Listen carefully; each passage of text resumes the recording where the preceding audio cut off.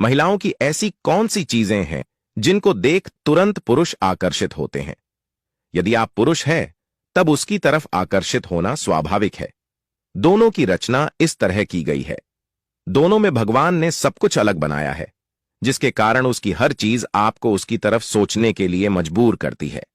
आप उसके बाल, उसके शरीर के हर अंग के बारे में सोचकर रोमांच का अनुभव करने लगते हैं। उसकी आवाज आपको मदहोश बना देती है। उसका साज, श्रृंगार बहुत मायने रखता है। उसका उठने, बैठने और चलने के तरीके पर विशेष रूप से ध्यान चला जाता है। यह धारणा गलत है कि पुरुष हमेशा महिलाओं के बढ़े वक्ष की ओर आकर्षित होते हैं। रूमानियत के भाव, महलिया की पतली गर्दन, हाथों की लंबाई, कमर के खाहम, कमर की कम परिधि, आंखों की बनावट, उंगलियों की लंबाई, कूल्हों की गोलाई आदि की वजह से भी जगते हैं। महिलाओं के शरीर की बनावट की वजह से उनके वक्ष उन्नत होते हैं और आकर्षण का प्रथम केंद्र बन जाते हैं। जो सामने है और आपके पास नहीं है, उसमें रुचि सहज और स्वाभाविक है। हर इंसान की अलग सोच होती है। किसी को उसकी आंखें, किसी को होंठ, किसी को टांगे। सबके लिए औरत के हर अंग के मायने अलग हो जाते हैं, लेकिन सबके लिए औरत एक आकर्षक वस्तु है। उसे देखकर अपने ऊपर नियंत्रण रखना मुश्किल हो जाता है। कहीं मैंने सुना था, औरत एक खजाने के समान होती है, जिसे हर इंसान पाना चाहता है। उन्हें दूर रखने के सारे उपाय विफल हो जाते हैं।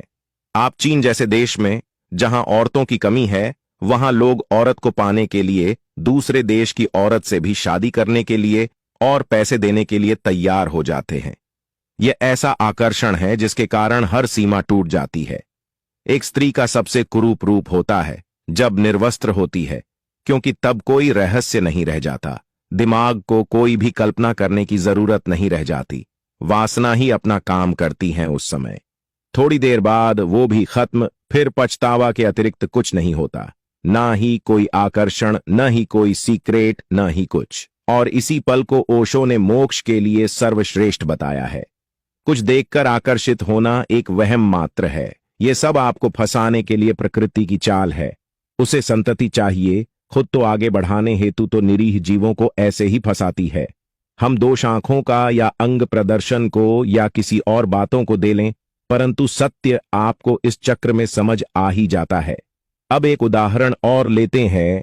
आप एक पुरुष है और कहीं अकेले जा रहे, एक स्त्री को पाते हैं कि आपका वो पीछा कर रही, उसके साथ और भी 2-3 स्त्रियां हैं। आपको पता है वो आपका क्यों पीछा कर रही? काम भाव से पीड़ित। आप एक पल के लिए भले ही इसे स्वअवसर समझो, लेकिन वास्तविक जीवन में आप सरकार भाग जाओगे।